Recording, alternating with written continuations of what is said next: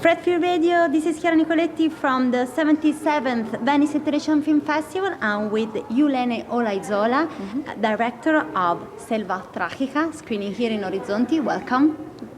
Thank you. So, before starting, I read that that's not the first time that you shoot in those locations. So how did it start for you, and how would you describe Selva Trágica? Okay, it is the first time that I shoot in the jungle, but I'm used to choose remote locations for my films, and all the time I work in not only in remote locations, but places that are really connected to nature. And all of my movies have nature plays a very important role. And all of my movies are inspired by a special place. In this case, it was the border between Mexico and Belize. It's not a well-known area in Mexico. Not many people know about Belize in the world, I think. And since I discovered that border, I fell in love with the idea of making a movie to talk about the relationship between Mexico and Belize, this border that is only divided by a small river that you can cross by swimming. And then I discovered the Mayan jungle, which is what you have in that area, and the stories and the legends that involve the Mayan culture, and the chewing gum exploitation, that it was a big industry 100 years ago. So Tragic Jungle mixes all these three ideas: the border between two countries, the chewing gum exploitation, and the Mayan legends that you will find in that jungle.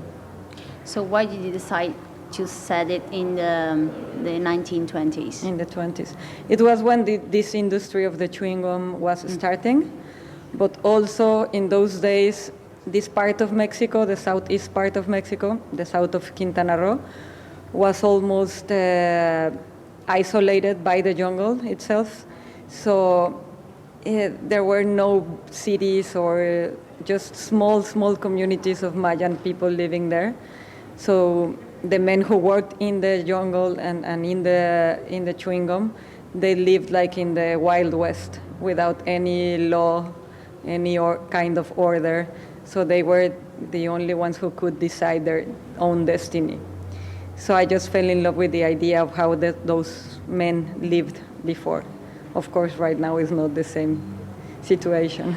But I found the film to be very contemporary for two macro themes for me. One is nature, the way we keep exploiting it. And in this case, the jungle is the protagonist of the film. Maybe it's the protagonist of the film. And another one is a women issue, like how through the years and the centuries we survived by finding our way to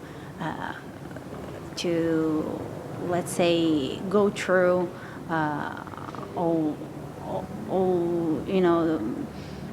the fact that we were supposed to be submissive, and we weren't an active part of society. So what do you think? Am I correct? Like you are. What I liked about the idea of making the film in the 20s, it was what I already explained, but I also had the chance to place the movie 100 years ago, but still talking about contemporary subjects or themes.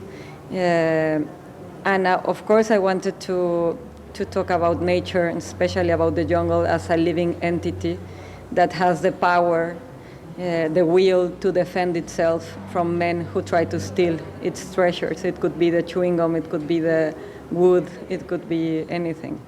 So the jungle fights against these men, and the jungle uses this creature that live inside the jungle, like the mosquitoes, the jaguar, or even this other mysterious creature that you could find in a more magical way in the jungle. And for the female character of Agnes, she somehow represents also the jungle. She has a strong connection with Mother Nature, of course. And I guess I just was a little bit inspired by my own experiences as a female, also as a female director, where usually in making movies you are surrounded by men most of the time.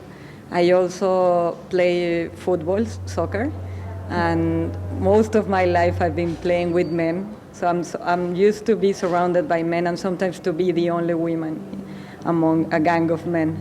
And I know how that feels, and I wanted to transmit that. It can give you a lot of power to be the only woman, because you have to fight for your place.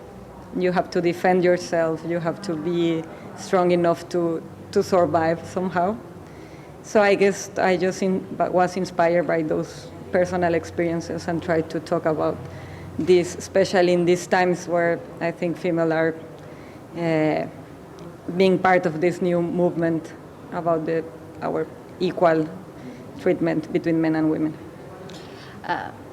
The film, I have to say, is visually enchanting. It's one of those things that you have to watch, on the big screen. I mean, Yeah. You have to experience it. And how did you work on the visual part, on the photography? What were the elements that you wanted to be there?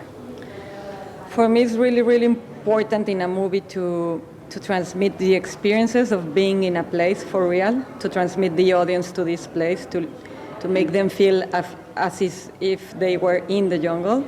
So I worked in this case with Sofia Oggioni, the DOP of Selva Trágica, also a female cinematographer. But we worked in a very organic, kind of like documentary style. We didn't have much technicians around us. It was just her and the camera, most of the times on her shoulder, just very close to the characters, very close to nature. So we just tried to give it like an organic and simple approach without too much artificial stuff. And I think just by being there and living there and experience that will transmit through the camera, through the cinema.